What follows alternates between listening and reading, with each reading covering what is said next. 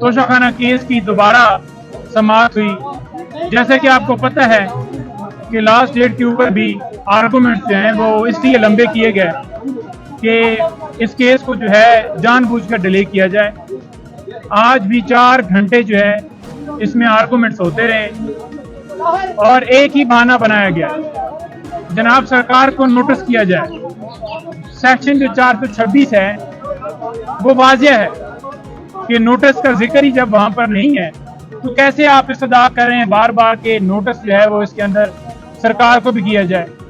Election commission के वकील मौजूद थे, आर्गूमेंट्स उन्होंने किए और वो ही रेलेवेंट थे और उन्होंने अपने तमाम दलाइल दिए। साथ ये बहाना बनाया गया कि हमें एफिडेविट जो है वो पढ़ना है, उसके ऊपर क्योंकि वो अटेस्टेड नहीं है तो वो हमें जो है जब तक हमारे पास रिकॉर्ड ना हो तो हम कैसे देख सकते हैं जी, कह सकते हैं जी कि ये एफिडेविट जो है वो ओरिजिनल है। तो ये भी एक बहाना बनाया गया सिर्फ और सिर्फ लिंगर ऑन करने के लिए। आज केस की समाअत जो है मुकम्मल हो गई है।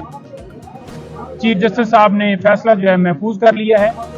हमें पूरी उम्मीद है कि इसके अंदर, क्योंकि ये शॉर्ट सेंटेंस है, 3 साल सजा है, इसके अंदर खान साहब की बिल गोजरा जिला टोबा टेक सिंह ते अड्डा तरसाना बंगला इत्थे पिंड जेडे ने 433 घीरोकी, 434 फतेहपुर ते 437 कुंजरा, 38 भाना ते अफजल दईये की क्यादत दे विच ना आया सारियां ने बंदियां ने रल के पिंड वाले ने बिजली के बिल ज्यादा होने की वजह तो मोटर वेख ते ब्लॉक की थी। इस साइड तो भी मोटर वे सारी बंद है ते इस साइड तो भी सारी मोटर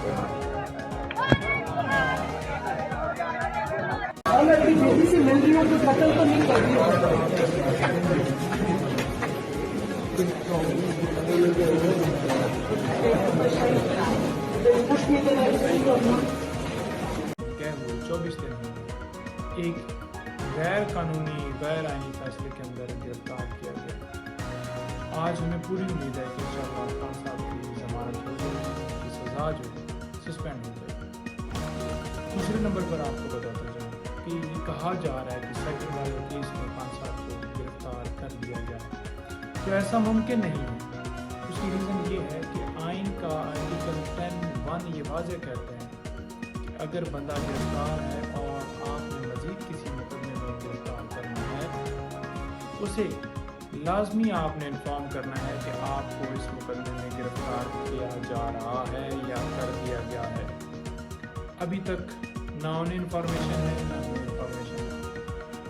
तो अगर 6 दिन पहले गिरफ्तारी हुई है तो 24 घंटों के अंदर अंदर कानून ये कहता है कि आपने मुतलका कोर्ट में उस बंदे जो मुकदमे की गिरफ्तारी है वो 3 जजमेंट्स की खिलाफ वर्जी होगी। एक आसिफ जरदारी का केस है, सुप्रीम कोर्ट ऑफ पाकिस्तान की जजमेंट है। दूसरा chief justice Peshawar high court justice Ibrahim साहब ने अभी फैसला किया एक ताज़ा, ये उसका केस है।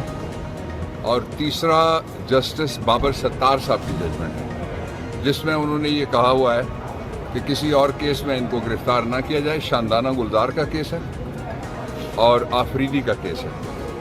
अगर कोई सुप्रीम कोर्ट को, इस्लामाबाद हाई कोर्ट को, पेशावर हाई कोर्ट को, मुल्क के निज़ाम अदल को रोंद कर ऊपर से गुजरना चाहे तो दूसरी बात है। आइन और प्रेसिडेंट लॉ वो मैंने आपके सामने बता दिया है। अच्छा, एक बड़ी इंपॉर्टेंट बात ये याद रखिए, हमारी जिद्दोजहद कोई किसी एक मुकदमे के खात्मे के लिए, एक जेल से रिहाई के लिए नहीं है। हम आप सब बड़ी जेल में हैं, हम आप सबको